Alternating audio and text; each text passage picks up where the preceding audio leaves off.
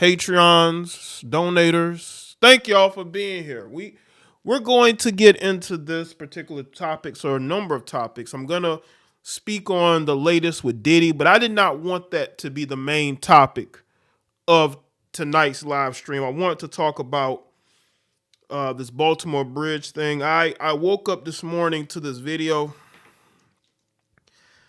and this was probably one of the worst things I've seen. And it reminded me and others of the movie Leave the World Behind. As a matter of fact, that was trending as well. That's why it's in the title. Y'all know that there's a lot going on in the world, you know, and there was just a lot of irony in that, you know. But we're going to get into it. Let's see who's here early. Let's see who's here. Let's see. K. Nicole, Dwayne, Malik, LaHomer, Sydney, XL Pro, Black Mambasita. Salute to you from Cleveland. Slim South, Dab, Carly, what's going on? Prime VA, Eric, Jimmy, Agent 48, Keith, what's good, everybody? Jean Marie Rochester, what's up? We're going to get into this, man. I'll tell you, it's a lot going on out here, man. This is why having knowledge of what's going on in the world is actually a good thing. And we're going to get into this, you know. Michael, Devon, what's good? Curtis, what's up? Make sure y'all like the stream, man. Oh, there's so much going on, man. You know, I'm not the biggest conspiracy guy, right? But when you see a video like that, you think of Final Destination,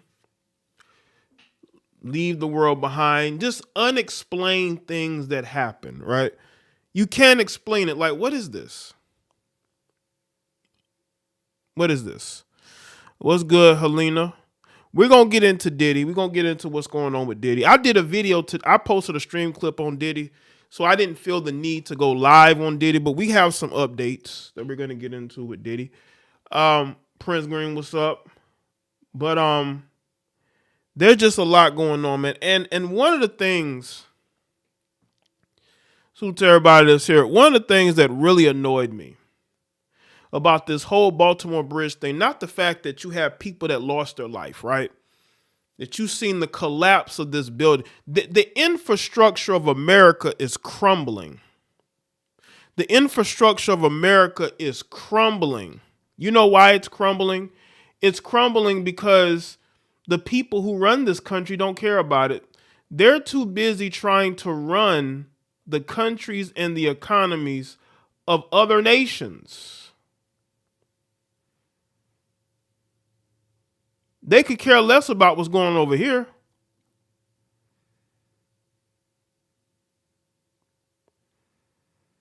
You would think that something that gets that close, right. East Point says in the chat room, says a professor at the University, I guess of Michigan, said bridge collapse collisions are extremely rare. And he questioned why the key bridge didn't have safety alert guards for ships to avoid collision. Very sus. It is very sus. Like, you mean to tell me that this bridge smacked against this, that this boat smacked against this bridge and there was no alerts? There was no alarms going off.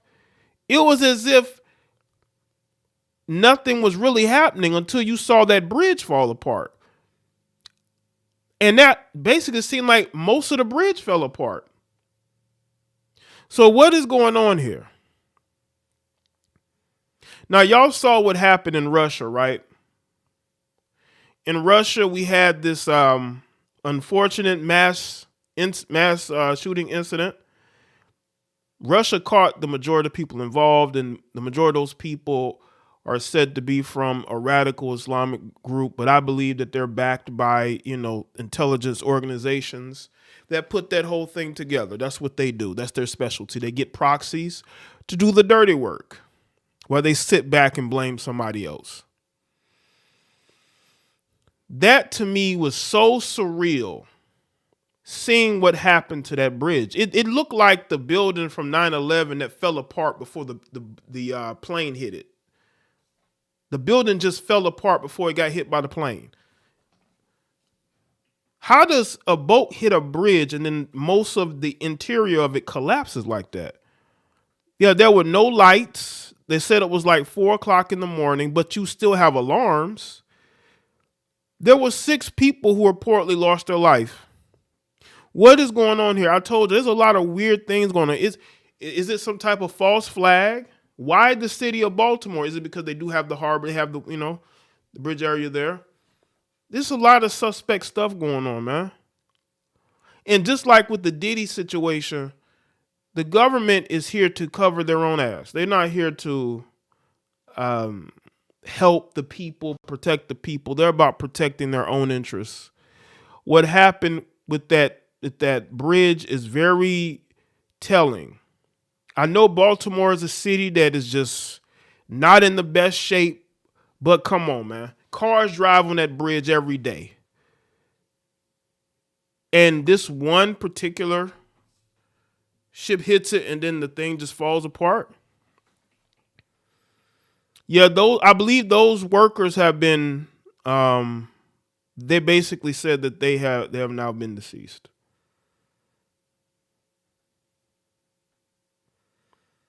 The bridge passed federal inspection in May of 2022. Well, if that's the case, it shouldn't have fell apart like that, even if it got hit. Like, what were they trying to do there? That's crazy. A video showed the ship losing power multiple times as it went towards the bridge. Well, that's not good. That is not good at all. Shout out to Mini Mike. Politicians are a waste of tax. Absolutely. But the thing is, a lot of these politicians of today are in it for the money. Not all of them, but a lot of them are. Shout out to Mini Mike. Politicians are a waste of tax money. Yes, they are. Appreciate that. And how does this happen? This is something that you see in a war. Like you see a lot of I've seen where you got Ukraine hitting missiles and they're trying to destroy the Crimean Bridge, and they're hitting it with all types of weapons. They even tried to do a car bomb, and the bridge for the most part is still standing. They might as well have gotten a ship and just ran in there then. But nonetheless, our infrastructure is abysmal. And if the ship, like Duran is saying, it failed 2 major inspections, why are they allowing it on the water?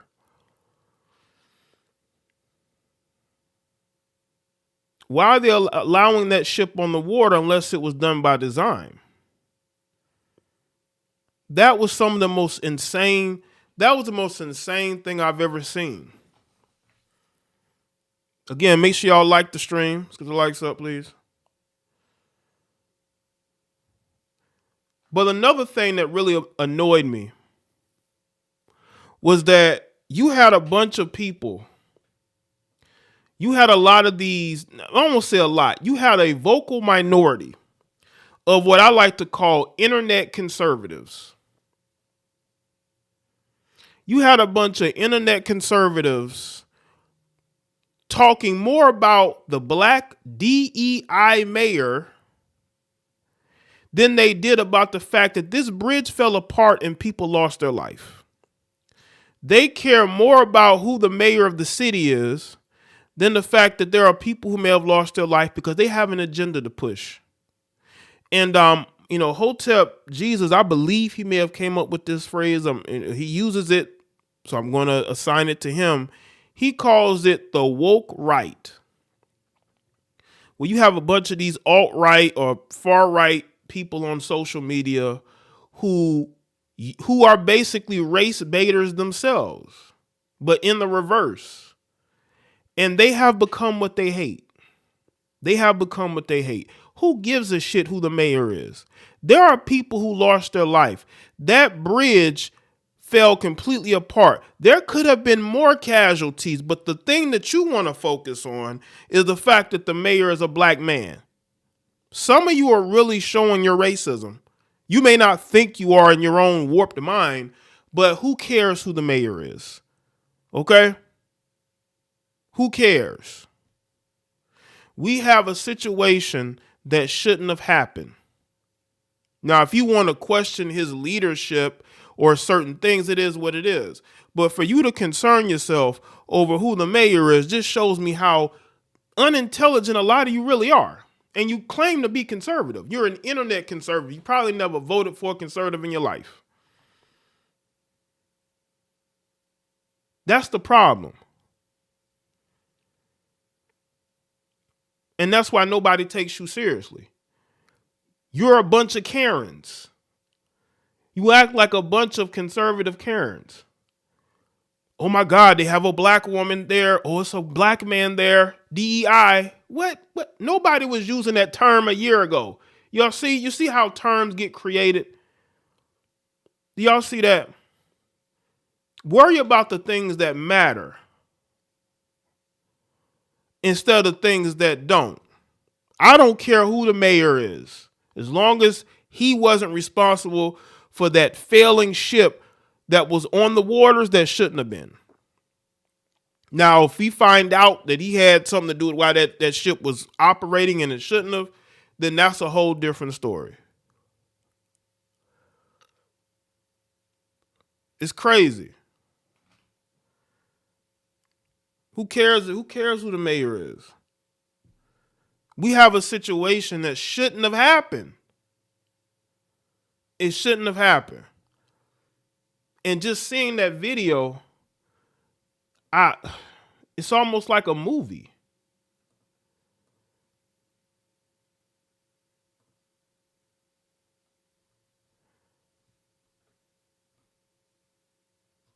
Let me see if I can find that clip. Let me play this clip because this is what I saw this morning.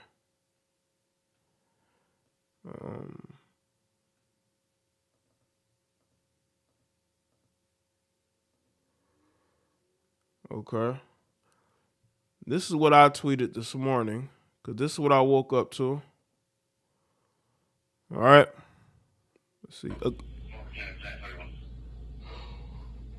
Look at this.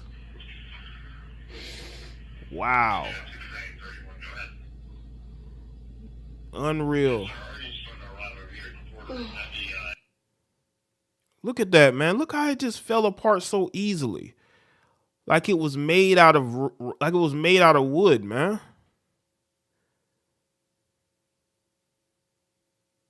Like, how does something like this happen? We're supposed to be the greatest country on earth, and look at our infrastructure.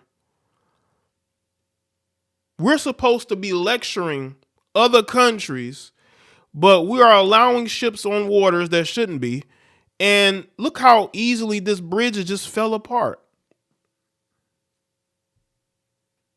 I think it was more than that ship. Yeah, that ship had a lot to do with it, but man, look how it just fell apart.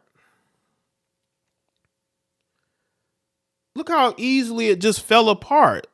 Something about that isn't right. Look how it falls apart. Meanwhile, Ukraine is bombing the Crimean bridge, and they're like scraping it. But look at what happens when this ship runs into one end of the bridge and the whole thing just collapses. I'm telling y'all, I'm not the biggest conspiracy theorist, but it reminds me of that one of the Twin Towers that exploded before it got hit.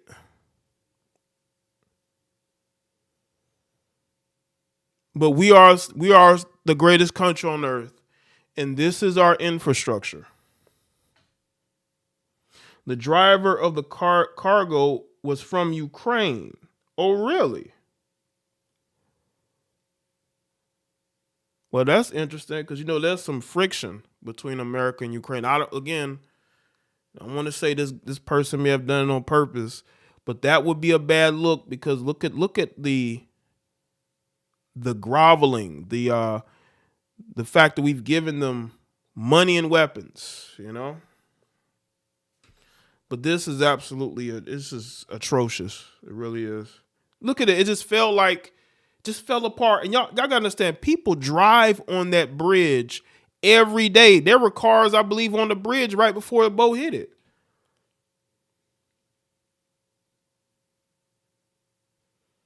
And look, there are bridges older than this that are still operational.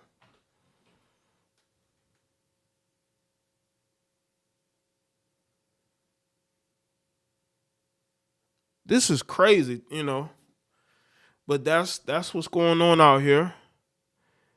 And people are saying it reminds me of the Leave the World Behind. In the movie you see that big old boat just approach. You watch it approach the shore, like easily and steadily, and it doesn't stop until it hits. You think it's gonna stop, but then you realize it won't stop. I mean, what are we to do here? Like, seriously, what are we to do here? This is insane. It really is. And I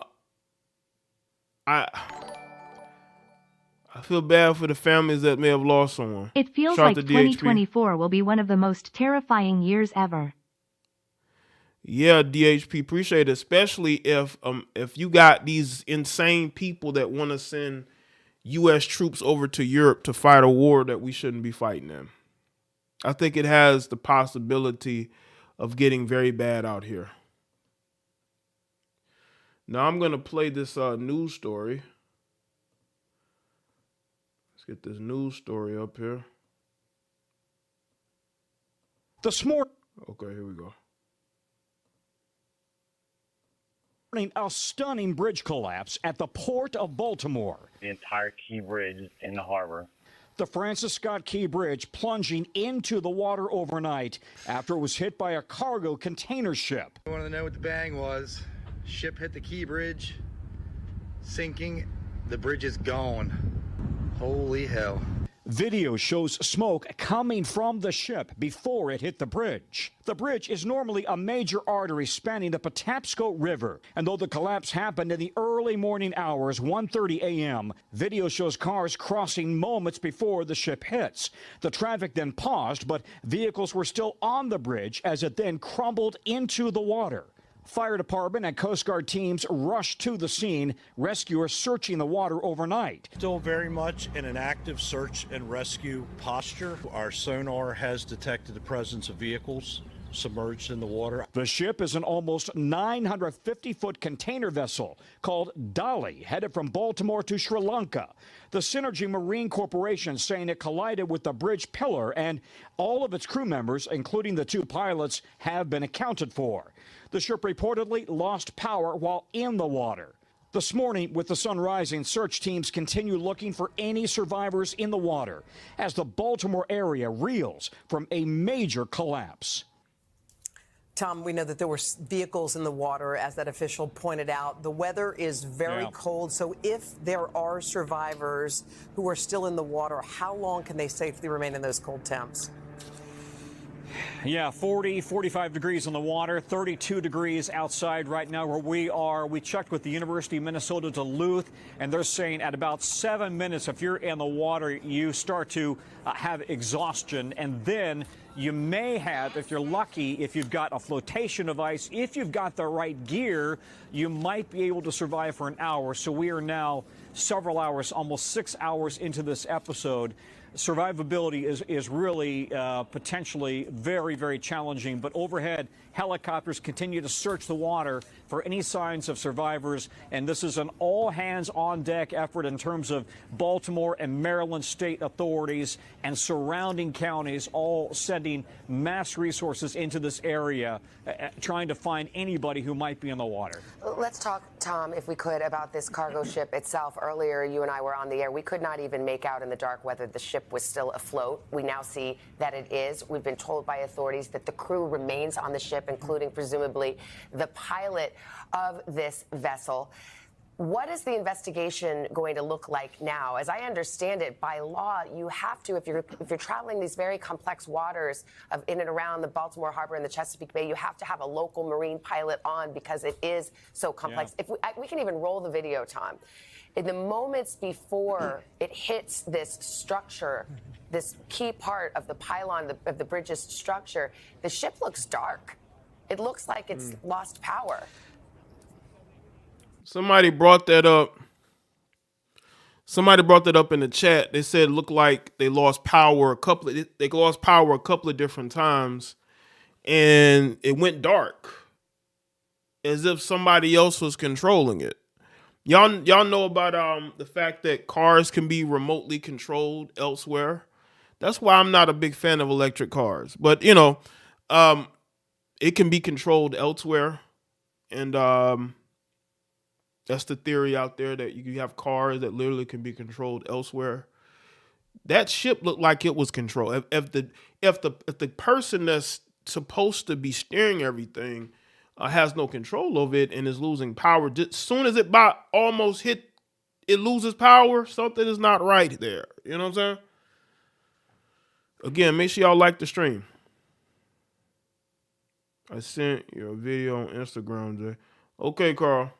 Yes, and there was one report that it had, in fact, lost power.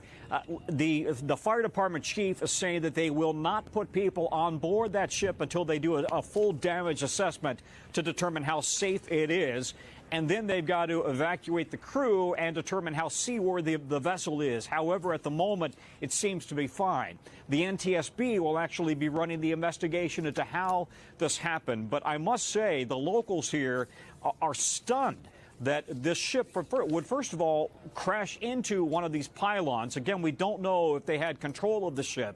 And secondly, stunned that this bridge would be so vulnerable to collapse with the ship hitting a pylon. Just a whole series of questions that you can imagine the entire city is asking. I would make the point we are right up against, very close to I-95, that critical north-south corridor on the East Coast. I-95 is open. 695, however, is closed.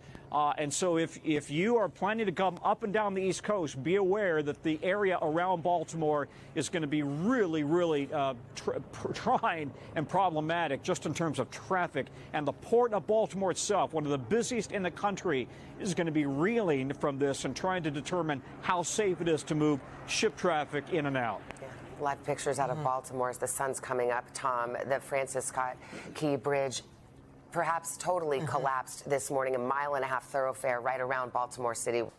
Hey, thanks for watching. Don't miss the Today Show every weekday at 11 a.m. Eastern, 8 Pacific on our streaming. You want to know? All right, now Carl sent me some video clips. We're going to get into those. Hold on. We're going to get into those. It was clips from some different angles, so okay. All right. This is what was sent to me. Let's see. From Carl. And these particular clips here. So let's get into them. Okay.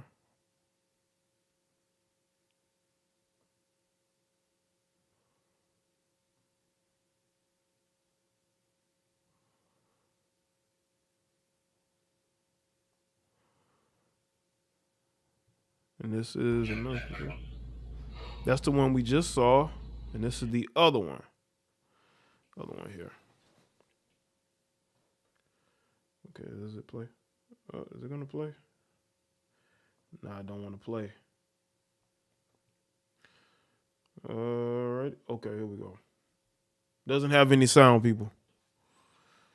So as you can see, the ship, see it loses power.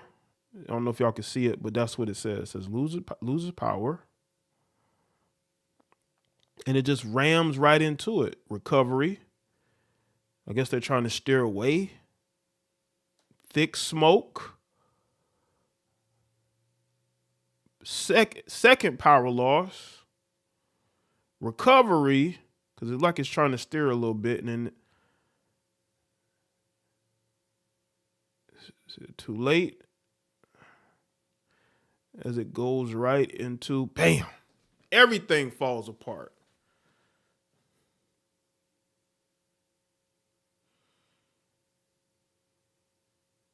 See that? All right. Let's see. This just goes over the different reports. But this person said that this bridge incident was heartbreaking. I don't want to assume the worst. Why are there so many angles? And why does every media outlet make it clear there are exactly 6 people missing? That boat should have not been there. And what is in those crates? Right. What's in them crates? We need to know what's in them crates. But they're not going to tell us anything. They don't think that we deserve to know the truth of what's going on here. Yeah, it is going to take them a while to rebuild. They don't have the technology. That's why I say infrastructure is very important. So this feels like an attack. Y'all got to remember, Russia had that mass shooting. And there's indicators that the CIA and the Ukrainian intelligence services may have been involved. And now all of a sudden this happens. Why does this happen all of a sudden? It looks like a deflection. If I'm putting on my conspiracy theory cap, it looks like a deflection. Because America knows they may get implicated in that mass shooting. It's definitely the CIA. So is this a way to deflect and say, hey, look at what happened to us? But because again, this is very weird. You mean to tell me you don't have protections in place when a ship gets too close to a bridge like that? Imagine if this happened in the daytime. Imagine the amount of lives that could have been lost.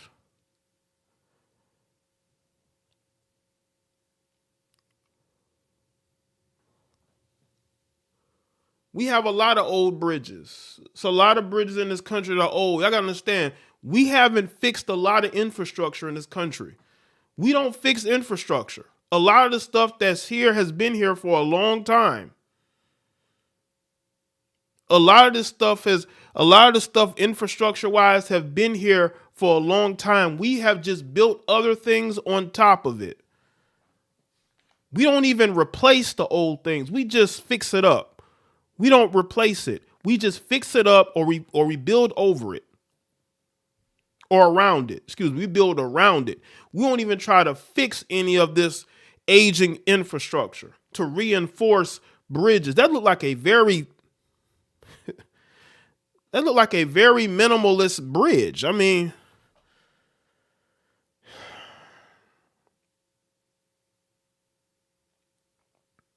it was a terrorist attack, but it's a terrorist attack that was intelligence. People, you can't just do that on the fly. You have to have resources. You have to have money. You have to have connections in order to be able to do stuff like that. And intelligence services usually are able to do those types of things. Or we're going to find out probably in the near future. And then all of a sudden this happens. Coincidences happen, but our infrastructure is it's in bad shape.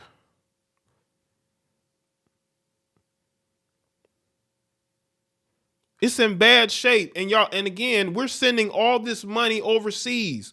We're sending all these resources overseas. Our country is crumbling. You know what we do instead of us replacing ruined and aging infrastructure, we cut down trees and build on top of that land instead of tearing down these old buildings and replacing them. We build around it to hide it. Or we try to fix it up by giving it a paint job. They give it a paint job. They fix some windows, give it a paint job, maybe the flooring, but they don't fix the inner workings of the walls, the roofs. So you still have leaks. You still got, you may have bugs because they should have tore it down and rebuilt. That's what they should have done. Or they should have added to it to reinforce certain things. But they don't. They put something around it so you think that it's new or you think that it's being taken care of. But when you actually are in there, you say, man, this place is in bad shape. They just, fixed some carpet or they redid the flooring and certain things on the interior, but I'm still having leaks. I'm still having issues. And that's America. We don't rebuild. What we do is we fix up. We put a Band-Aid over everything, but we don't actually go and tear things down and rebuild something new. That's what these other countries have done. A lot of those countries that were involved in World War II in Europe, look at Germany, France, Russia, the countries that was destroyed by war, they rebuilt. Japan, look at Japan. Japan, they had to deal with rebuilding their entire society. It looks completely different. They don't have, they may have, but for the most part, they have pretty much fixed up and rebuilt everything. China the same way too. They've rebuilt their major cities after conflict. And our infrastructure is just in horrible shape.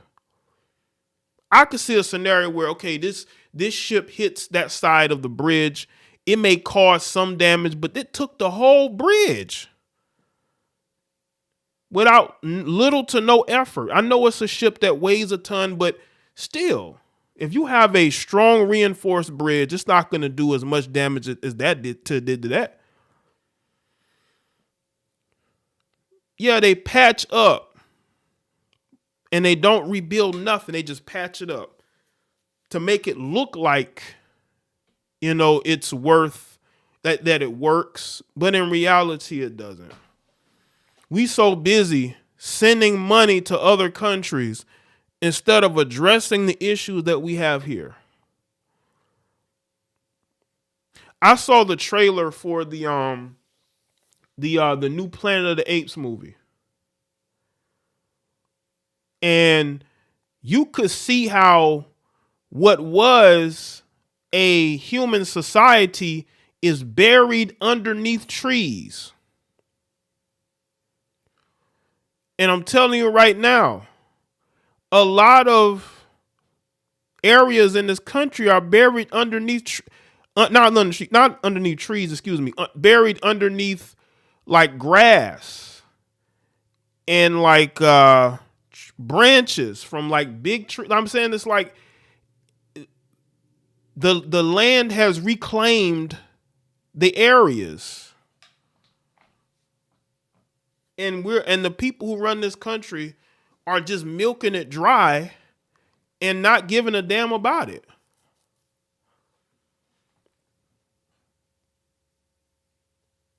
Questions needs to be answered.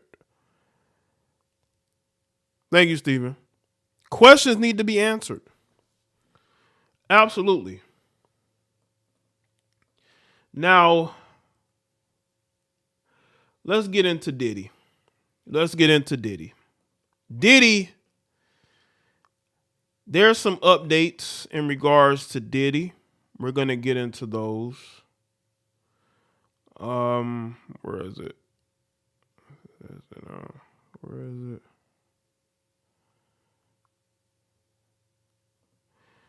There's some let's see. There's a video clip of Diddy, right?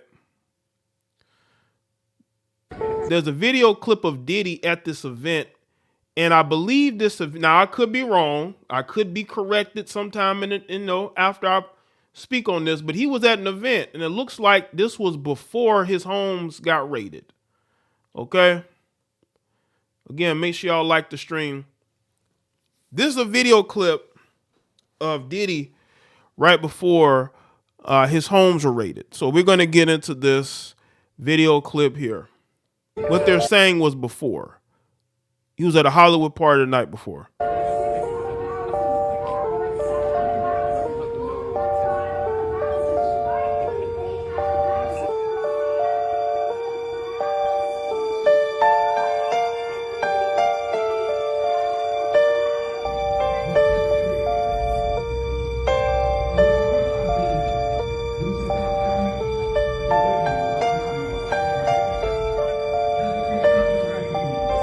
As you can see, Diddy like he's just staring off into space, man.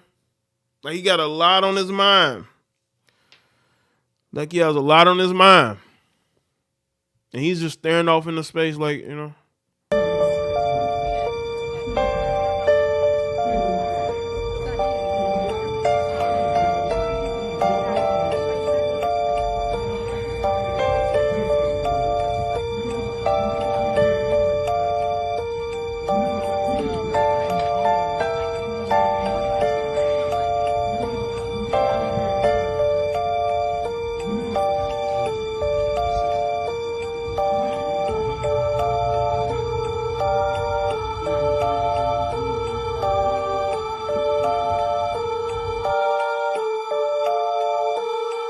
And that is what happened afterwards. Listen, I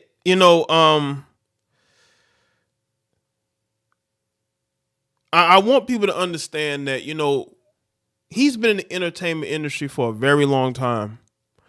And I believe Diddy was one of those people that would do anything to get to where he is. And when you have no morals, you don't regain them. Once you lose your morality, it's gone.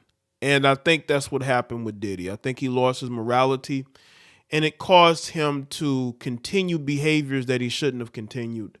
And I don't know why he didn't think it would catch up to him, but he did. See, this is why you have to leave certain things behind.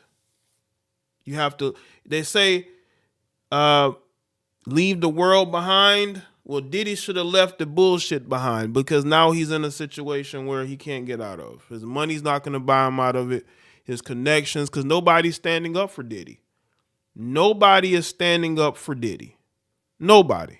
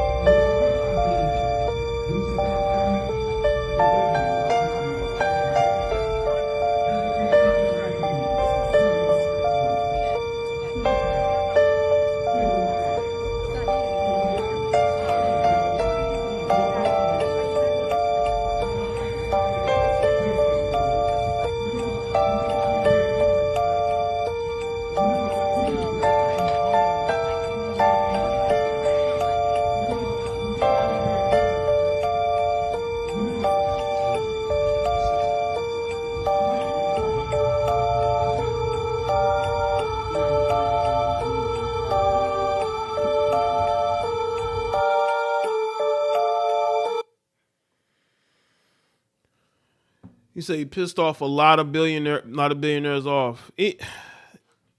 When he sued that liquor company, y'all notice that a lot of this stuff started to come out, right? People are saying that was the start of it. The start of it might have been sooner. When you're Diddy and you're at a certain point, you may start, speaking up for yourself, or you may start taking a certain stance that others around you don't take. And maybe he did. Now he's in this particular situation. It's sad. It really is. But he put himself there. But he still has children, two daughters who are underage that have to deal with what he's going through. The police, and he showed the police raided their room as well. He showed how they trashed his house. I don't agree with all that because, there are, people in that house that aren't Diddy and they haven't done the things that Diddy has done. But this is where he's at. This is where they're at. And they went to great lengths in order to show him that they're the ones with the power. They're the ones with the influence, and they can raid his home, weapons drawn at any point. And yes, Diddy was a gatekeeper.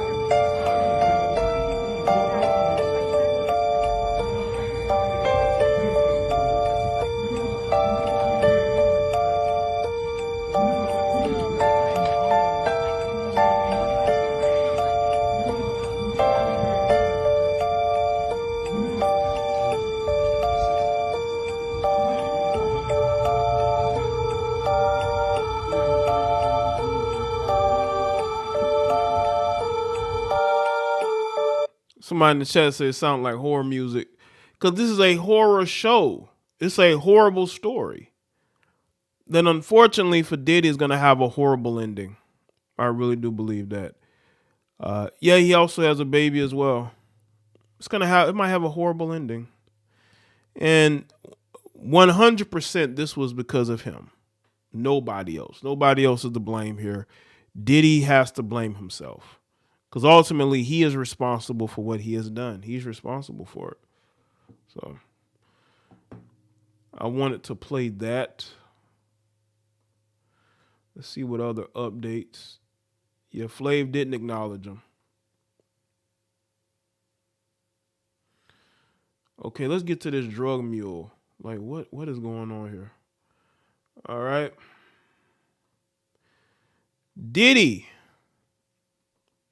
Drug mule, alleged drug mule was arrested on drug charges to run in with the feds. Now,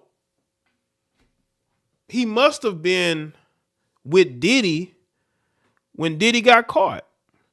He must have been with Diddy when Diddy got caught because Diddy was at the Miami airport, and I guess so was this guy. And now he's in trouble. His name is Brendan Paul. So Brendan Paul decided to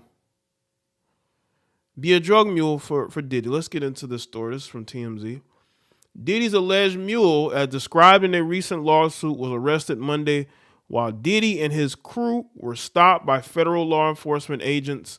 TMZ has confirmed, according to the affidavit obtained by TMZ, the 25-year-old Brendan Paul was booked on 2 separate drug charges after the feds intercepted Diddy's plane at Opa-locka Airport in Miami, namely 1 count of possession of suspected cocaine and another of possession of suspected marijuana candy. Now, this is a picture, I guess, from when the detainment. Those are the people with Diddy. Y'all can make out who's in that photo. In the paperwork, officers claimed that while they were working in conjunction with the Homeland Security and Customs and Border Protection personnel, they came across what they described as suspected drugs in Paul's travel bags, which they say he claimed. The cops go on to say they suspect narcotics were tested and found to be legit, leading to Paul's arrest. He was booked into jail and has since bailed out. What's up, Jay? Make sure y'all like the streams. Get the likes up. Paul was named in Rodney Jones' explosive complaint against Diddy, which identified him as a close confidant of Diddy's, and more importantly, as someone who allegedly handles Diddy's drugs and weapons. There are photos of Paul with Diddy, included in Rodney's lawsuit, as you can see right here. This is Brendan Paul, 25-year-old Brendan Paul.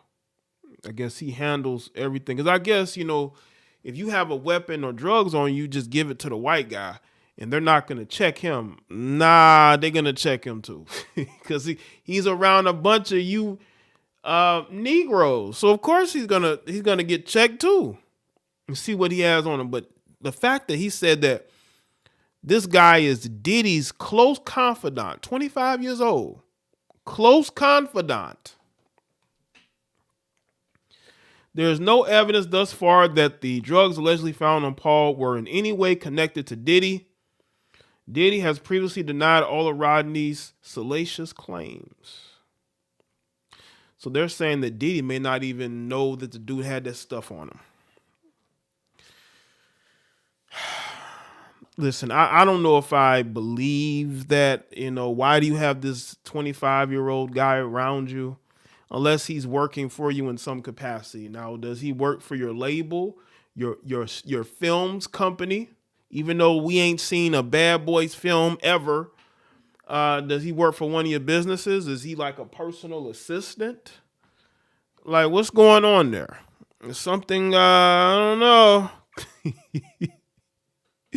I don't know, but they're saying that, this is his close confidant. I don't know what, that could mean, but apparently that means that he's around him a lot. And, again, I'm not going to sit here and say Diddy was doing drugs or anything like that.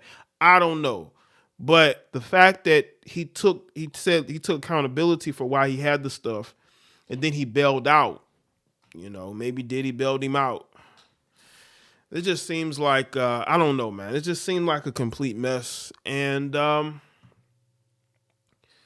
lot of people are going to be dragged down by this. Nobody knew who this guy was. You're going to understand. No, the most of the public didn't know who this guy was until Diddy got detained at that Miami airport. Now, everybody knows who this guy is. Everybody know who this guy is. Man.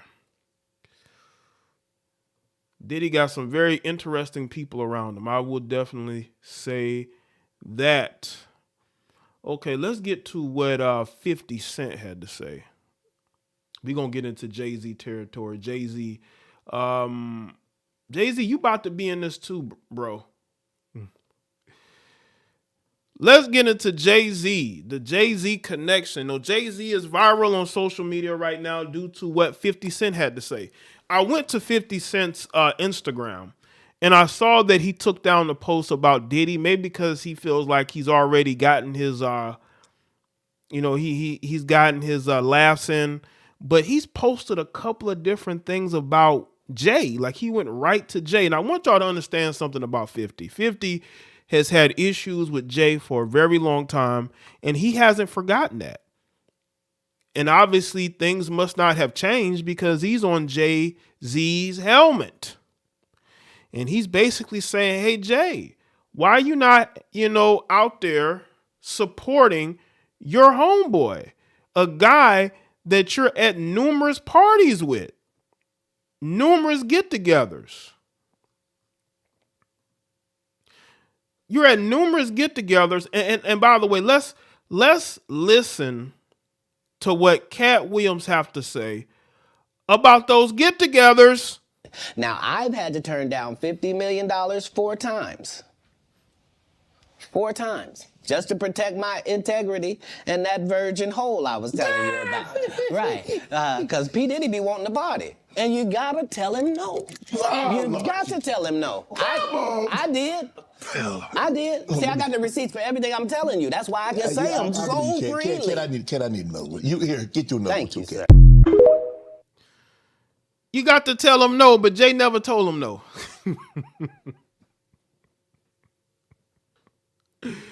You know, Jay never told him no. You know, they always party together.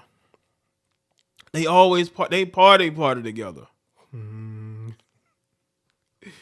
So, you know, Jay is out here, you know, and 50 got questions. You know, 50 got questions like, yo, you know, basically making fun of Jay. As a matter of fact, we're going to get into what he had to say. 50 Cent has been having the time of his life ever since Diddy's homes across the United States were raided by federal agents, and he has now dragged another hip-hop billionaire into the mess. On Tuesday, Fifth continued his online trolling aimed at the Bad Boys mogul by putting Jay-Z into the conversation. Unserious as ever, the G-Unit boss shared an image of a milk carton with Hov's face edited onto its missing children's ad slot. Anybody seen Jay? LOL, he captioned an Instagram post. Puff said the ninja ain't answering his phone. LOL. This is the post here. Sheesh. Yo, listen. Jay is quiet because Jay doesn't want any smoke. And I'm pretty sure that Jay got secrets. Maybe Puff knows those secrets. You know, there's a lot of these so-called friends of Diddy that aren't saying anything. They're very quiet because they have dirt too. And that's the reason why they're quiet. They're quiet because they have dirt as well. The New York City native poked fun at Diddy and Meek Mill with a deep fake video of Donald Trump using the N-word earlier this week. Soon after the aforementioned Homeland Security investigation to Diddy's properties was revealed, in late March, he shared a doctored video that showed the former president saying, Puffy, y'all go see that video. They raided your bleep. I got a courtesy call when they raided my house. You really effed up my N-word. Referencing rumors about Meek having relations with Diddy, he added, can I get a copy of the Meek Mill tape, please? In his caption, his added fuel to the controversial post by quietly predicting that Trump would win the 2024 presidential election. There was another post he put up. I'm gonna go to his Instagram, and there's another post, but I hope he haven't taken it down, because that's the picture where, you know, he has Jay-Z waving goodbye to okay, this is the post right here. This is the post right here. He has like Jay-Z waving goodbye to Diddy as Diddy was getting on the private jet. Let's see. This is it right here. As y'all can see, let's see if y'all can see it. Right there, as y'all can see. 50 Cent caption, here is Jay-Z's last reported seen waving at Puffy Jet, LOL. As you can see there, that's the post right there too. Yeah, he's on Jay-Z as well. It's almost like he's trying to bait Jay-Z to say something. It's like he's trying to bait Jay-Z to say something. And now Jay-Z's going viral. You're seeing all these clips of Jay-Z at certain outings with Diddy. Because let's be real, Diddy was a gatekeeper in hip-hop. When they would have these big get-togethers, Diddy would be right there. Diddy would be right there. Diddy was the gatekeeper, or is the gatekeeper of you know, in the music, or at least in hip hop music, he's a gatekeeper. He was. You know, you got to go meet Puff when you become popular. I remember when the baby became, you know, more popular, and he went to go meet Diddy, and I guess he didn't want to party with Diddy. And soon after that, you know, he got arrested. You know, he got arrested. I'm not saying that it was because of, you know, Diddy, but I mean, the coincidence was very interesting. Now this is the get together As you can see, look at Jay's body language. I want y'all to check out Jay-Z's body language, all right? It's 2020, y'all. Yeah. And it's different than when it was 2016. You know, the game has been elevated. As we can tell, there's no expense being spared. We had a Black Billionaires Lunch. It's 2020, y'all. Yeah. And it's different than when it was 2016. You know, the game has been elevated. As we can tell, there's no expense being spared. We had a Black Billionaires Lunch. It's 2020, y'all. Yeah. And it's different than when it was 2016. You know, the game has been elevated. As we can tell, there's no expense being spared. We had a Black Billionaires Lunch. Yo, why Jay standing like that, man? Jay is the quiet guy. That's why Dame Dash was always seen as like one of the faces of Rockefeller, because he was very out there. Jay was more in the background, do music, but you know, he's not the give speeches guy. He lets that be somebody else. He lets other people do the speeches. And Diddy is a very flamboyant guy. He always has been. So he's going to be right there to give these speeches. Now, again, this was back in 2020, which is interesting. It's the COVID year. And yeah, Jay is this. Let me play this again. Jay is looking very, he's looking very out of it. It's 2020, y'all. It's almost like he doesn't want to be there, but he has to be there. It's like he has to be there, but he's like, why am I around all these dudes? I don't even deal with these guys. Yeah. And it's different than when it was 2016. You know, the game has been elevated. As we can tell, there's no expense being spared. We had a Black Billionaires Lunch. It's 2020, y'all. Yeah. And it's different than when it was 2016. You know, the game has been elevated. As we can tell, there's no expense being spared. We had a Black Billionaires Lunch.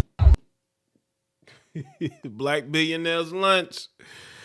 Oh man, and Leonard Fournette is in the background. He's viral as well. Might be from this particular clip. This clip has been seen 5 million times. This clip is going viral. Leonard Fournette, he's right there. NFL player, he's trending. Standing right next to Diddy. Partying with Diddy. He's there partying with Diddy, man. And Jay is now being inserted into this by 50. And 50 is doing this by design because he know these dudes is weak. They're at a very weak point. And he knows that he can go after them and they're not going to do nothing. Because what can Jay do at this point? Shout out to Achilles with his 10th super chat on one of my live streams. Say Jay should have commented to 50 and asked him if he's seen his son. JC should have commented to 50 and asked him if he's seen his son and asked if Marquise still doesn't answer his phone calls. Appreciate that, Achilles. You might, Jay-Z has that, Jay-Z one of those guys that he's not afraid to speak, to get at you on music. He'll subliminally dish you, but he'll pick up the pen somewhat and put it in music. He's always done that. He's never really addressed people on like social media. That's not really his thing, but he'll address you in a song. He'll definitely do that. He'll find some artist that's putting out new music and he'll hop on it and he'll air out his grievances and tell you how successful he is. But 50 know these dudes is vulnerable. And, he has an axe to grind with Jay-Z.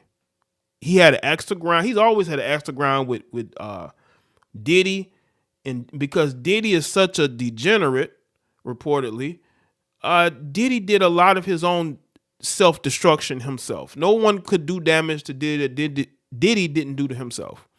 And with Jay, it's a little bit different because Jay seemed like the type of person that is going to keep himself as clean as possible and is not going to indulge. Now, he has had some questionable relationship choices, in the past, but we're talking about 90s. nothing since he's been with Beyonce. So he might be cleaner than Diddy, but maybe there's other skeletons that we don't know.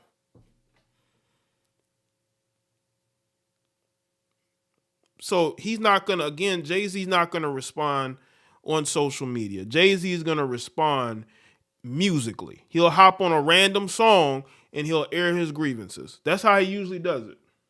It's 2020, y'all. Yeah. And it's different than when it was 2016. You know, the game has been elevated. As we can tell, there's no expense being spared. We had a black billionaire's lunch. The one thing about Puff is an entertainer through and through. He's crazy, you know, but he's an entertainer. Is that, it looks like Meek Mill right there. I think there's Meek Mill right there in a pink suit. It looks like. I believe there's Meek Mill in a pink suit. Leonard Fournette looks so out of place. See, when you athletes, yeah, that's Meek Mill. I'm surprised Meek Mill and Diddy don't have matching suits, because it looks like Leonard Fournette got matching jacket, pants as Diddy, and then you got Meek Mill right there in the hot pink suit. Mm-hmm. Shout out to everybody. So what's good, the Loving Homes? What's going on? Again, make sure y'all like the stream. It's crazy. Look at this clip, man. There's just a lot going on here. You got Jay-Z who's zoned out. You got Diddy giving this awkward speech, and then you got Meek Mill there. Then you got Leonard Fournette out of place. Wherever Diddy is, Meek is. Meek is wherever Diddy is. Yeah, Fournette is the youngest one there. This was what, like almost 4 years ago? So he's probably the youngest one there. But it's like he's out of place. He's wearing hot pink. Yeah, he's over there wearing hot pink. A hot pink suit. It looks like it might be about 70-some degrees out there. It might be about close to 70, maybe 75 degrees out there, man. Out there in them suits, man. It's crazy it's crazy what you come across. But yeah, man, it's a lot in this one freeze frame. There's a lot going on here. There's a lot going on in this one freeze frame here. It's a lot going on. It's a lot of awkwardness, you know, a lot of out of placeness, you know, and yeah, and looks like 50 Cent is picking a fight. He's picking a fight with Jay-Z because he has an axe to grind with Jay-Z. It seems like he has an axe to grind with him. This is as you can see that post right there. Right there. Let's see. But yeah, that's pretty much it on what he had to say about Jay. That's about it, what he had to say about Jay. Yeah, but this is like he's poking the bear, but he knows that bear probably isn't going to be able to do much. You know what I'm saying? Like he knows like he's not going to be able to do much. 50 Cent says, what the F was he doing with this fool? Yeah, we trying to know that too. We trying to figure out what's going on there too. Let's see. Over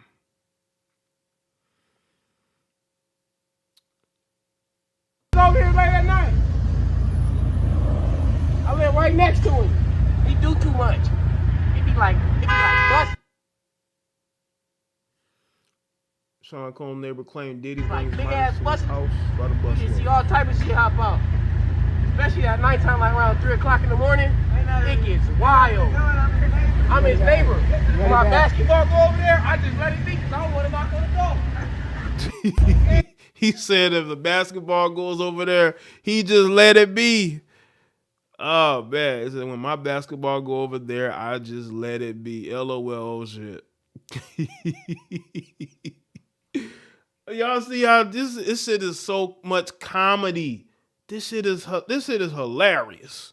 And yes, I'm laughing because we're watching the self-sabotage and the self-destruction of gatekeepers. So yes, I'm going to laugh about it because I think it's hilarious.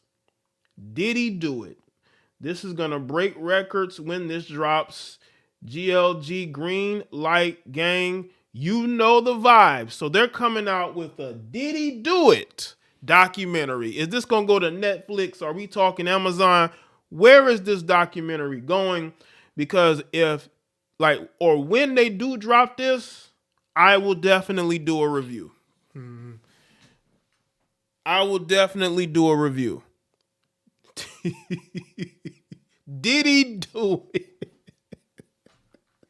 Diddy do it. What's going on here, fam?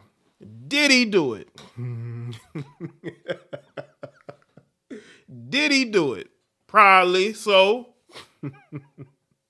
Yo, this is so hilarious. Yes, I'm like 50. I'm laughing about this whole thing. This whole thing is just crumbling. I'm laughing about it. You damn right. You damn right.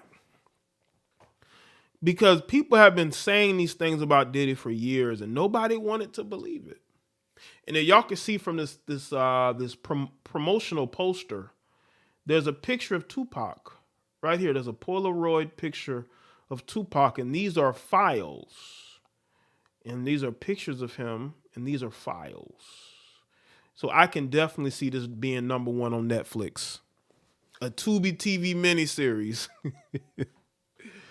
Yo, this is definitely going to be the top streaming. It's going to be like one of the most top streamed documentaries ever. I could definitely see it. Forget Freaknik. We're talking about Diddy Do It.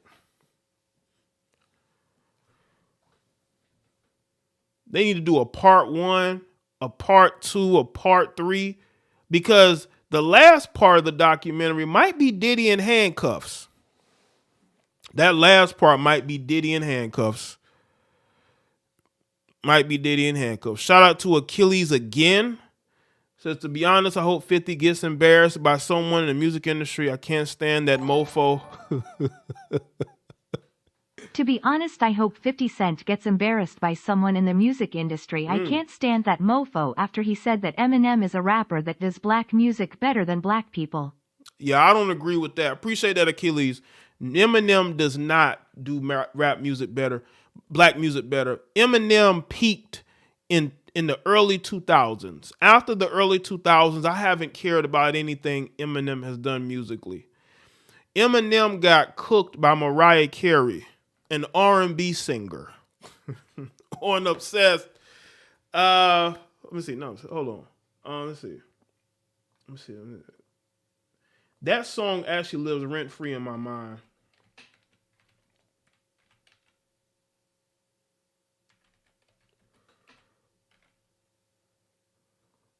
Yeah, Eminem got cooked by an R&B singer.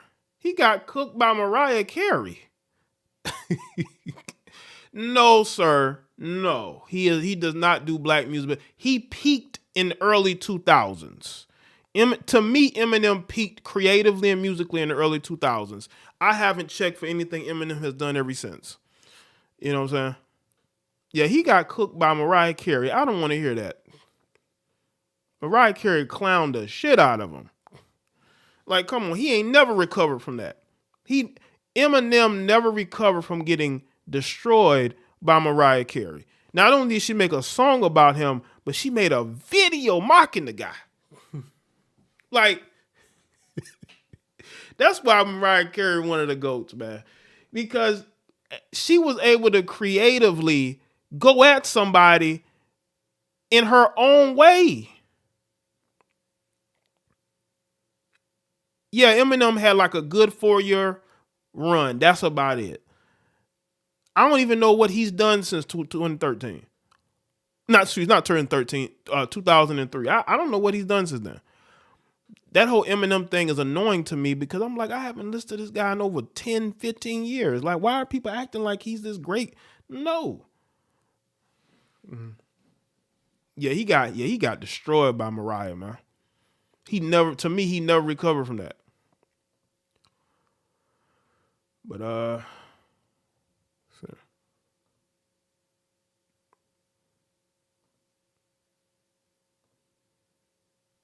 Let's see what else do I have talking about. I think that's about it. Hold up. Hello and welcome to another. Oh, there's somebody. I can't play somebody. Apparently, Prince Harry has been named in the Diddy lawsuit.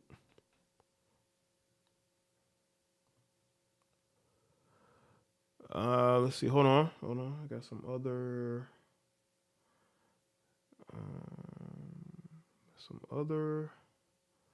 Oh yeah, Luke. Let me get to Luke. Luke said he used to leave those Diddy parties early. He said it was too freaky for him, man.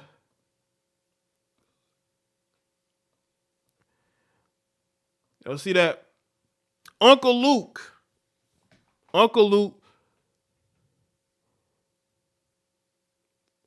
said that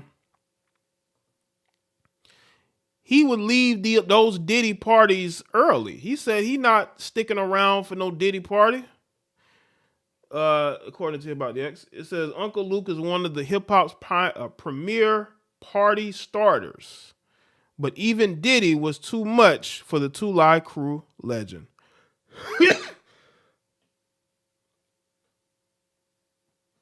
Excuse me. I think I got some dust in here, man. Anyway.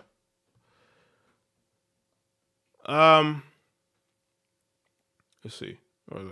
During an appearance on the We in Miami podcast, Me So Horny Hitmaker spoke about his experience with the embattled bad boy boss.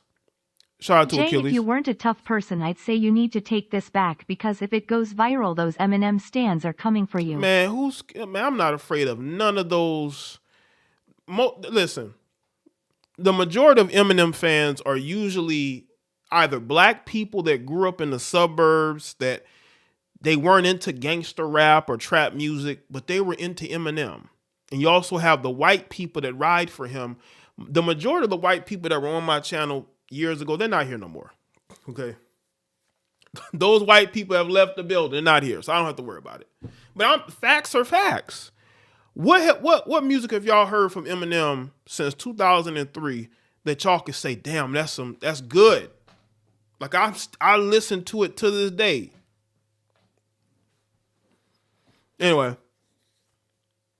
we're going to experience his experience with the embattled bad boy boss and admitted that he always leaves his parties early. So I would go to the party and leave early. Well, that's not good.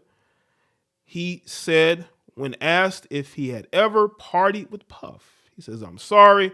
I don't know what goes on after hours, but I wasn't trying to find out. I know my place. Luke also recalled turning down Diddy's offer to appear in French Montana's music video for Pop That, which he claimed sampled his own song, I Wanna Rock, without permission. The video from the undated concert fifth revealed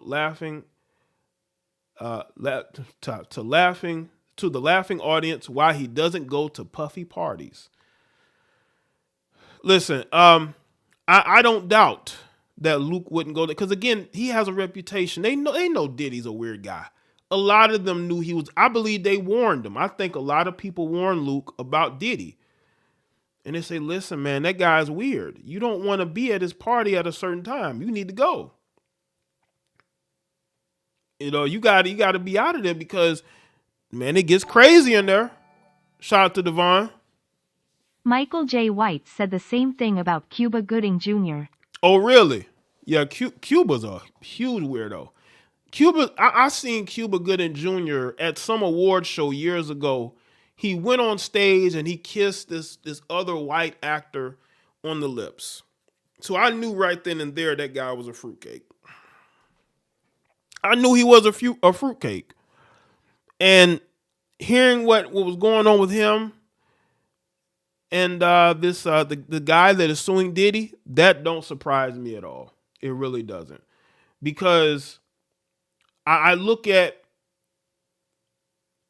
what happened. Then you got him being accused of other, like too much fits in there, you know. But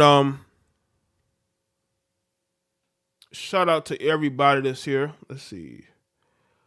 Let's see. Do I have anything here? Let's see. Okay. Let me speak on. Okay. Let me speak on this real quick. I'm gonna speak on Larsa Pippen real quick. I'm gonna get her this work real quick. Shout out to everybody that's here. Make sure y'all like the stream. Let me talk about Larsa Pippen real quick. She, give her this work. You know what, Larsa? You're 49 years old. She looked like she had some work done too. Looking at this picture, looked like she had some work done. Listen, you're about 50 years old. You wanted to get into a long-term relationship. You wanted to marry Marcus Jordan, the heir to the Jordan brand, or one of the heirs. And I believe that Jordan himself, MJ, I think he rejected you. And I think once MJ rejected you, it was only going to be an amount of time before his son rejected you. And now you want to try to control the narrative. We're not going to let you control the narrative. We're not going to let you do that.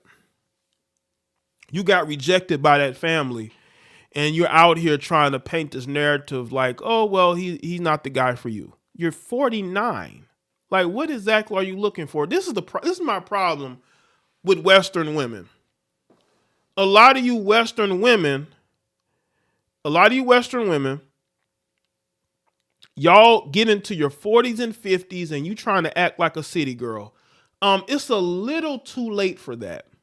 But you can't tell them nothing. You cannot tell these women that they ain't still got it. Larsa still thinks she got it.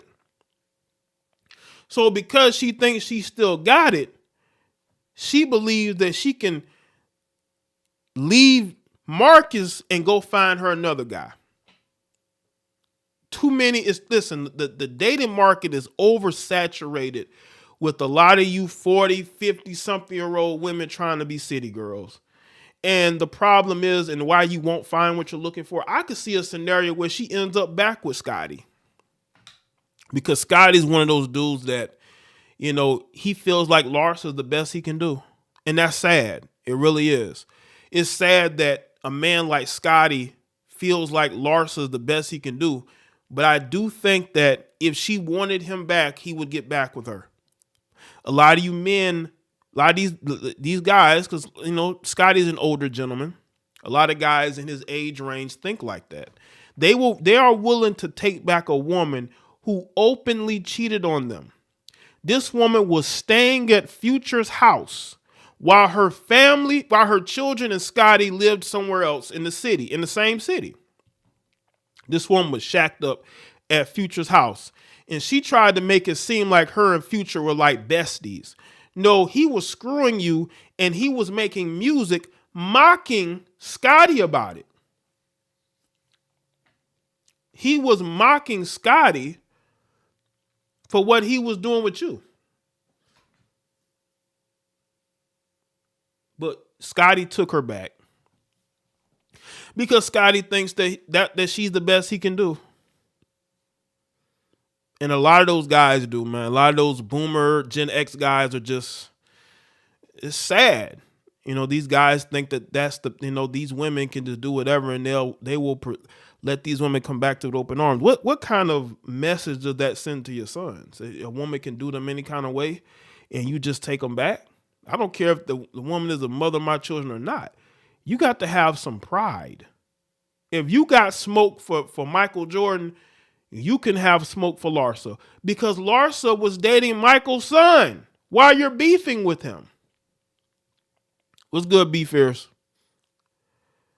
So she don't care about your feelings. She don't care about the book that you wrote about Michael Jordan. She don't care about none of that.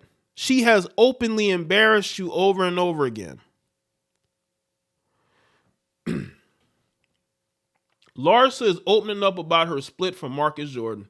Appearing on Monday's Separation Anxiety with Larsa Pippen episode of Amy and TJ podcast, Pippen, who's 49, explained that it was her time away from Jordan, who's 33, that made her realize that she was on a different path. Oh, you don't say.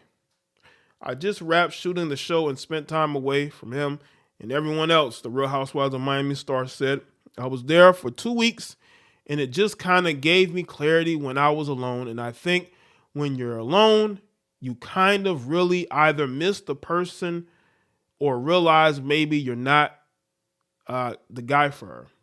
He says, I feel like that made her realize that she don't think that he's her guy. Responding to whether their 16-year age gap played a role in their split, Pippen said, no, I don't think so. I just think we're just on a different journey, and I feel like I have to be true to who I am, what I'm doing, and what he's doing. He says, I want to be happy. So he's a great guy, but I just don't feel like it's for me, she added. The reason why she said the age thing isn't, bothersome to her is because she wants to go and date another young guy. If she hasn't already. What's good, Charm? Shout out to everybody that's here. Dana, Brian, make sure y'all like the stream if you haven't. She's going to go and get her another younger guy. Listen, she's not getting all them enhancements just to go back and date somebody her age. Like, what? She wants to show she still got it, man. She don't want to age gracefully. She wants to get all these enhancements so she can go out there and try to stun on these younger chicks. See, that's what women like her do. They're too busy trying to compete with these younger women instead of trying to give these young women some game about how to get a husband. But she's never going to do that because she's in competition with these women. Which why y'all see these women so wayward is because they're being they don't have anybody to give them good advice, good game. Because they're competing with these girls, unfortunately. Pippen went on to say that she dated guys who are way older than her that were way more immature than him. So says she don't know. Don't think that it's age. I just think it's where we are right now, she explained. Meanwhile, the reality star said that she believes that she and Jordan will be friends eventually, as they are friends. They were friends for 3 years before we started dating. Sure you were.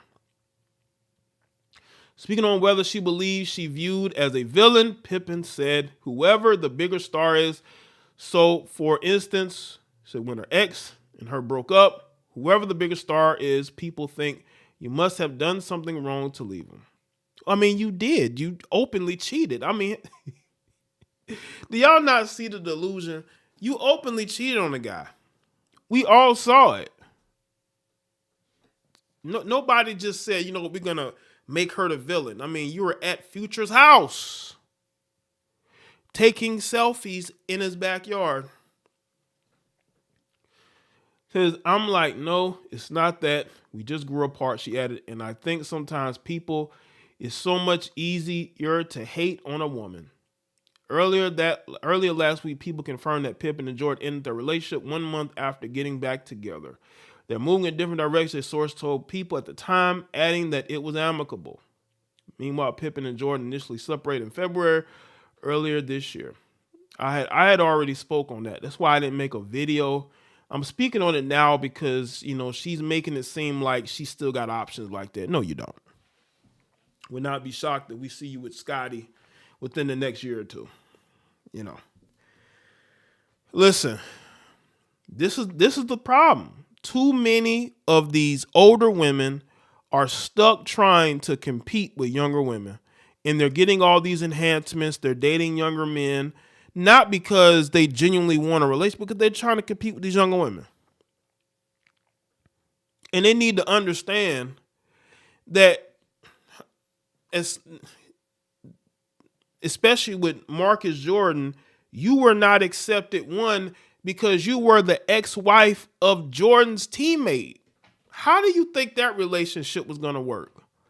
The father of your children, your ex-husband, has bad blood with his ex-teammate Michael Jordan. He wrote a whole book trying to disparage him and build himself up.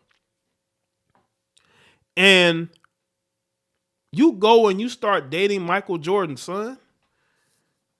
That was never going to work. You could have went and got with anybody else. You purposely went with Marcus Jordan because he was the son of Michael Jordan. That was, and how do you think that was going to work? You did that on purpose. I don't think Larsa's a dumb woman. I think she's a little naive for a 49-year-old. I think, but I do think that she does things for attention. She was friends with the Kardashians because she liked the attention that they got, the type of men that they were dating. She wanted the same thing. Yeah, her son is in the NBA now. Would not be shocked if she's back with Scottie in the next year or so. I wanted to speak on that because she's trying to put this narrative out here. And, like she got all these options and, it's like whatever. It's like whatever, man. Let's see. Let me see if I missed anything. Let me go look up, see if I missed anything on Diddy while I'm live.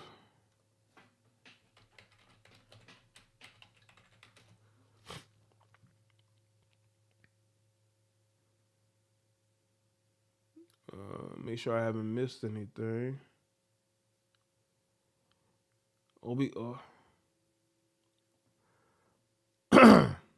Let's go to Law and Crime. Is it Law and Crime? Okay. Law and Crime has a video.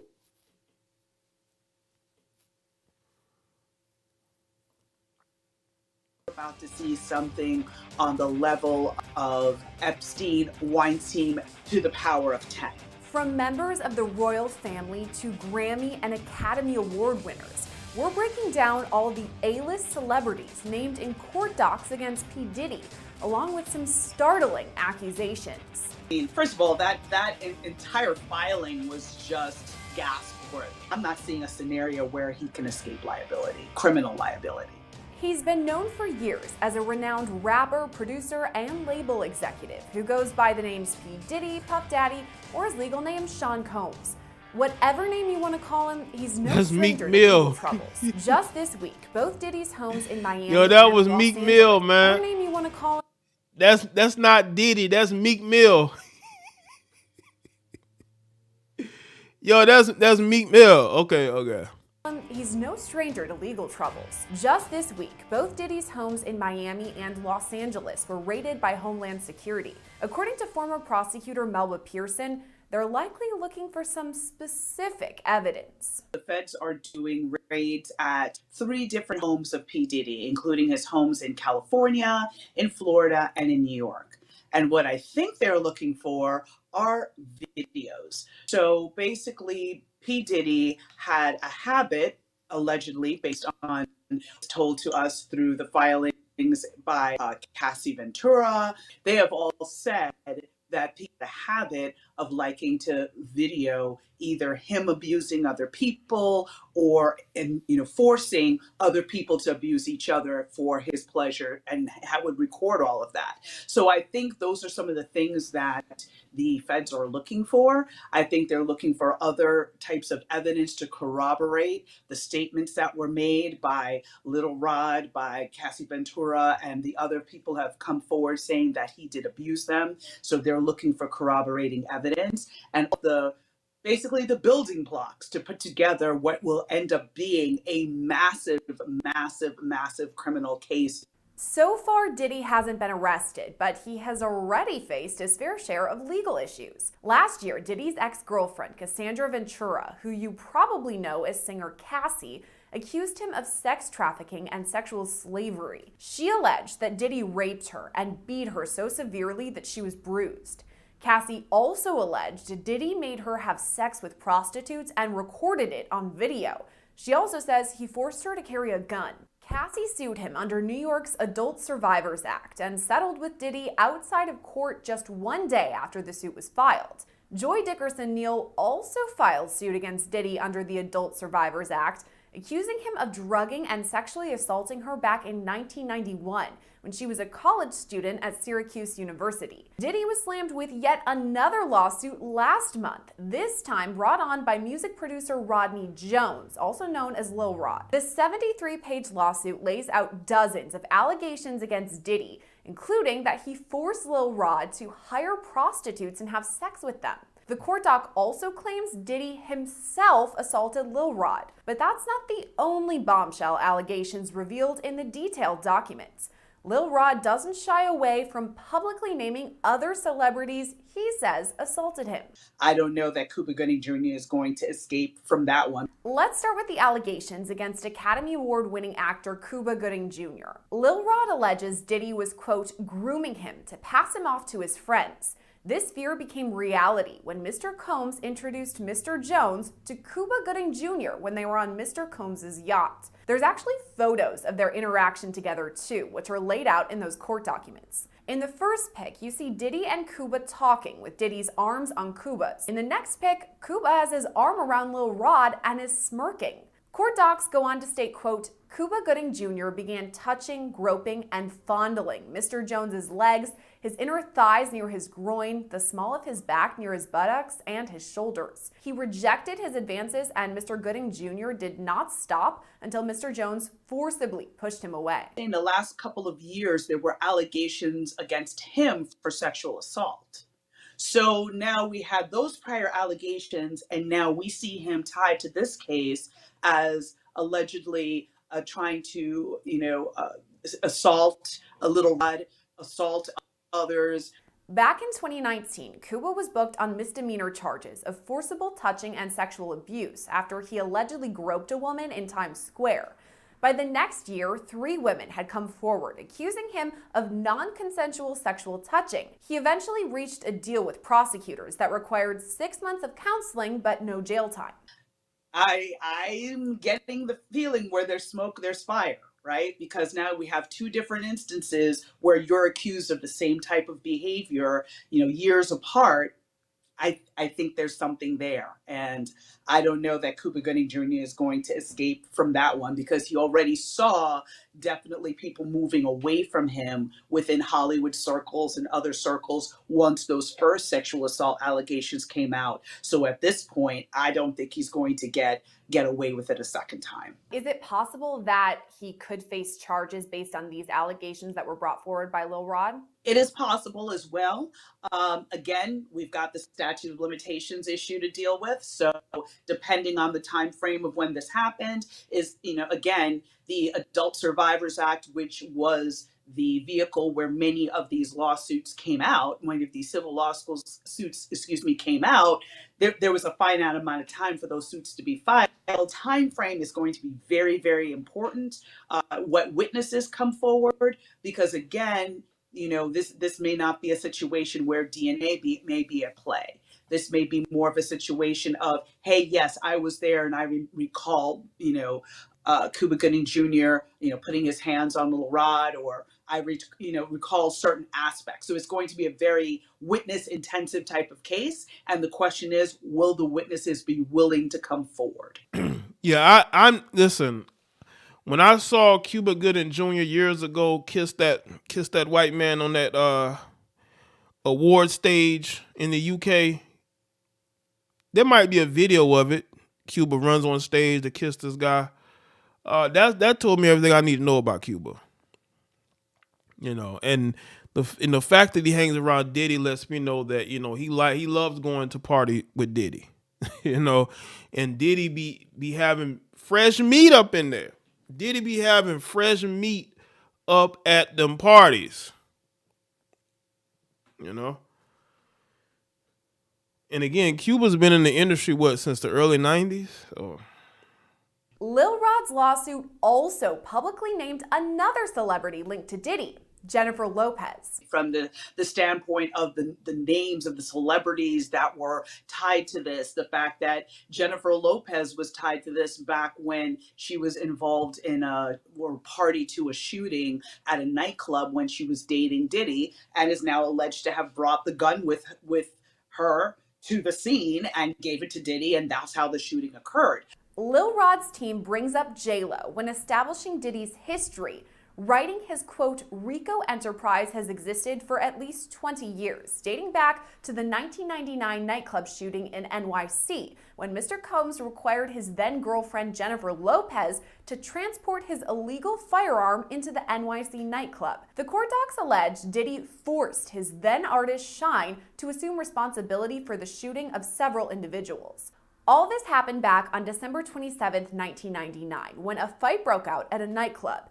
Diddy, J-Lo, and rapper Shine were all there, and according to former rapper Mark Curry, Diddy paid Shine $1 million to take the fall for the shooting and serve a 10-year prison sentence. Lil Rod's lawsuit now suggests it was J-Lo who brought the gun. The fact that she's named as somebody who was carrying a weapon, could that be incriminating for Jennifer Lopez?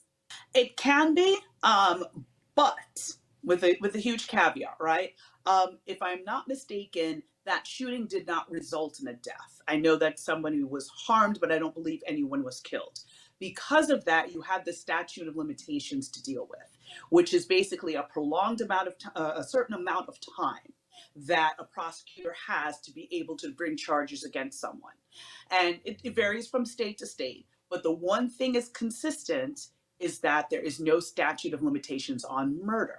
So if P. Diddy had actually killed this person, or the person died as a result of their injuries, now J-Lo could be brought into the mix as a co-defendant because of the fact that the person has passed away.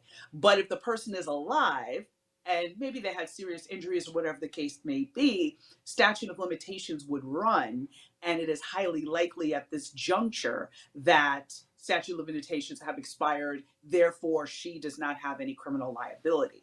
But the reputational damage might be a different story, because now she's branding herself as something very different than who she was back then. But you know what's crazy? I saw an article. I was actually going to do a video on it. There's an article that J-Lo had to cancel a couple of different stops on her tour because those stops weren't selling. Like she's having a difficult time selling tickets, and on her tour she's had to cancel a few shows. So if she's caught up into any type of situation like that, it could definitely hurt her reputation and whatever she's doing in her career, either musically or movies wise. I think there's a clip of J-Lo talking about how she couldn't get any of her friends in her movie that she produced. Let me see if I could find that.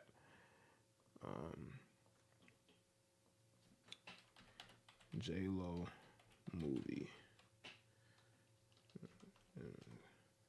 Fund movie.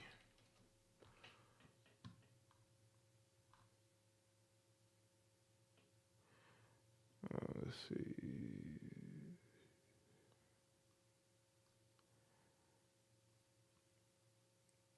And she said she couldn't get any of her Hollywood friends to be a part of it.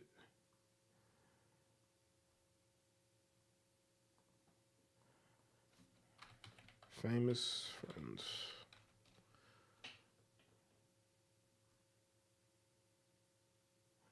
Okay.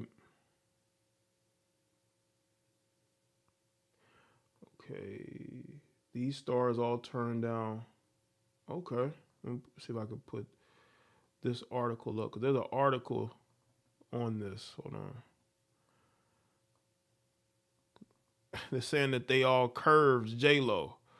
Hold on. They said they all curved her. Let's see.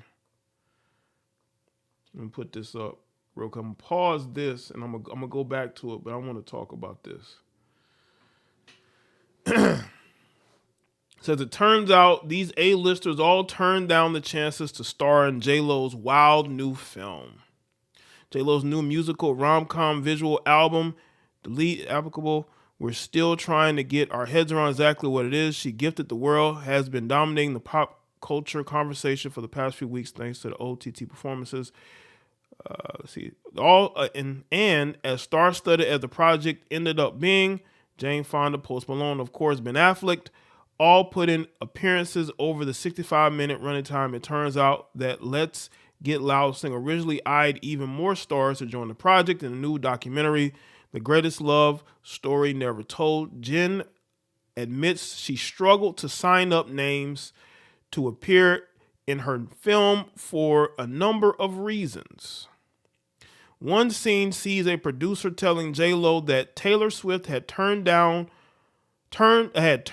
down for an undisclosed part, while Ariana Grande, Jason Momoa, Lizzo, Snoop Dogg, and Jennifer Coolidge were all unavailable at the time of the filming. A close shave for them, you might say. So there was a time when she wanted all these people. These are busy people. And she wanted them in her visual album, movie, or whatever. And they were like, nah. They were like, nah. We got better things to do. Taylor Swift has, she's following Travis Kelce around the country. She ain't got time to do that. Khloe Kardashian, meanwhile, apparently backed out of a cameo after originally saying yes, as did SZA, according to Bustle. Anthony Ramos, with whom Jen is currently working on a big screen adaptation of Bob the Builder. Oh my God. No. We don't need no, listen, they're going to take that and try to make it into something that it don't need to be. Leave Bob the Builder alone. We don't need you making no live action movie out of it. We don't need that. Also pulled out of the project over concerns about his friendship with Get Right singer's ex-husband Mark Anthony.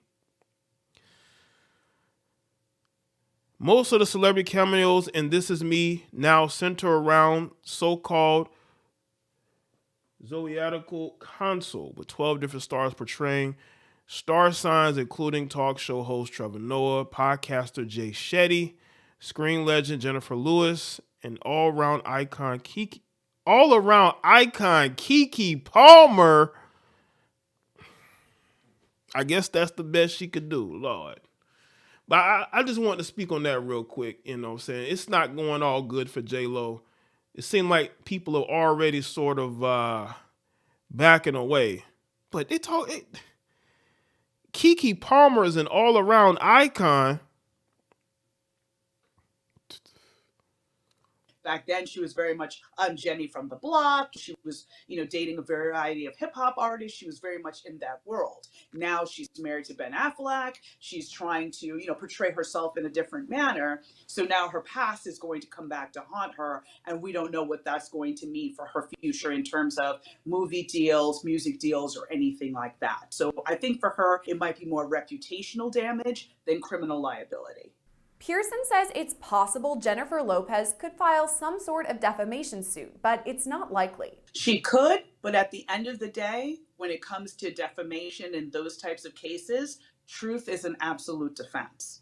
So if he has some sort of receipts to basically prove that, hey, I was right there, I saw her the same way in the filings, you saw a number of different screenshots and pictures that he submitted to support the different points that he was making. If he has some pictures to substantiate that she was carrying the gun. These are words to... man, listen, he might have some proof that we don't know. How would Little Rod know that, though? Was Diddy pillow talking? How would Little Rod know that unless Diddy was pillow talking? So Diddy out here pillow talking. It's going to be very hard for her to say in good conscience in a court of law that, this wasn't true. He's made this up. And now as a result, I've lost, money. I've lost opportunities and things like that. There's going to be too much evidence out there connecting her to this that is going to be very hard for a jury to come back and say, yeah, he's making all of this up. But it's not just artists that Lil Rod named either. He specifically mentioned Prince Harry, the Duke of Sussex, in his court documents. It reads in part, quote, Mr. Combs was known for throwing the best parties. Affiliation with and/or sponsorship of Mr. Combs' sex trafficking parties garnered legitimacy and access to political figures, artists, musicians, and international dignitaries like British royal Prince Harry. Why even name Prince Harry? There's no allegations against him or anything, but why bring him up? I think it may have been a move to bring more credibility to the filing and say that, basically he being Diddy, was using his fame, fortune, and influence to insulate himself. So he was able to legitimize some of the activities he was doing by having these lavish parties, bringing all these A-list celebrities, but somewhere in a back room or somewhere in another wing, horrible things were happening. So the fact that Prince Harry was there does not necessarily mean he was participating in what was happening. And just because you were at a party doesn't mean you know what's happening in every inch of the house. I mean, if you think about it, if the party's being thrown in a mansion, there are various floors and wings. So it is completely possible that he was there and did not participate. Now, if you had said Prince Andrew, especially as a result of the allegations that came out in connection with the Epstein case, that they were close and that they traveled together, and there was a person that alleged that he had sexually assaulted her while she was underage, that would be a different story. But Prince Harry and the way that it was mentioned seemed to be very, again, just sort of trying to bring legitimacy and talk about these were the people that Diddy surrounded himself by to protect himself. So Prince Harry has no formal accusations against him, but the name association could cause damage to his reputation. Even so, Pearson says it's not likely he files any sort of defamation suit. It's possible that Prince Harry may be able to preserve his reputation. But again, just in light of everything him and the Duchess of Sussex, Meghan Markle, have been through, I truly really hope that he's able to completely distance himself, maybe make a statement, because again, since he's not necessarily under the umbrella of the royal family directly, so in other words, Buckingham Palace would not be releasing a statement on his behalf. What people may not remember is that Prince Harry was a partier. Like Prince Harry, he joined the military, right? But I think when he left, he went on a partying spree. Like he came to the United States and he would go and he would party. There's photos of him with nothing on, right? He came to the state. There are numerous pictures of him when he was out at grocery stores. He'd be standing in line, I think a part of Prince Harry wants to be a normal guy. That's why I think he married Meghan Markle in the first place. That's why he left behind royalty to move to the States, because he's always wanted to be a normal guy. Like his brother, on the other hand, wants to be royalty. He wants to be king someday. But I don't think Harry has those aspirations. I don't. But he used to party. And I mean, I don't know about Diddy party, but he was a partier. It would be him releasing a statement and saying, yes, I went to X party, but no, I never engaged in any inappropriate behavior or other details that he may see fit to share. So that's going to be, we're going to have to wait and see on that one. But again, since it was such a minuscule mention in the greater context of this filing, he may be okay. Pearson compares Prince Harry's association with that of President Bill Clinton, who'd been seen with Jeffrey Epstein before his arrest. And there didn't seem to be much said around him actually engaging in activities, more that he was present at the parties. So I don't recall seeing a lot of fallout on the part of President Clinton from that association. Speaking of Epstein, Lil Rod's court docs draw a parallel between Diddy's alleged crimes and Jeffrey Epstein's. Epstein died by suicide back in 2019 when he faced numerous charges of sexual assault over the course of... In quotations, he ended his life. We all know that didn't happen. Multiple years. His longtime companion, Ghislaine Maxwell, was charged and found guilty of sex trafficking in relation to her time with Epstein. She's currently serving out a lengthy prison sentence. Lil Rod compares Diddy's chief of staff, Christina Cahorum, to Ghislaine Maxwell, saying she ordered sex workers and prostitutes for Mr. Combs and ordered and distributed ecstasy, cocaine, GHB, ketamine, marijuana, and mushrooms to Mr. Combs and his celebrity guests who were present on his rented yacht and in his homes in LA, NYC, and Miami. None of these cases, when you have these high-profile people that have been using people over years, these cases happen without a handler. R. Kelly had a handler, Epstein had a handler, Weinstein had a handler. Everybody has, in those scenarios of those powerful people, powerful men that are abusing other people, they have someone that does their dirty work. And it's usually not only just one person, it's several people who may have different duties. So again, seeing this woman being his handler, being the person to get him drugs, being the person to procure sex workers for him, being the person to basically be on cleanup duty in case of, covering up or silencing people that might want to come forward, that's not unusual. And she is also going to bear the brunt of criminal liability, just like Ghislaine Maxwell did, and basically had to take the entire brunt of the criminal justice system alone because of the fact that, Epstein committed suicide and was not able to be held accountable. According to Pearson, Diddy and many of his associates will likely face federal charges, but it's not totally clear when. We don't know when, but this is an over 20-minute video. I'm not gonna play the whole thing, but I just wanted y'all to get the gist of some updates and things that are going on. But shout out to everybody that's here. Thank y'all for being here on this particular live stream. I appreciate all of you, and salute to the moderators, the channel members, the patrons, the donators tonight. Thank y'all for being here. Again, follow me on Facebook, X, Instagram. The email is in the description. All my links in the description so you can get in touch as far as, sending content. Make sure that you are following on my social so you know when I post videos. So I think that's about it, people. I think that's about it. You can finish the conversation in the comment section. All right.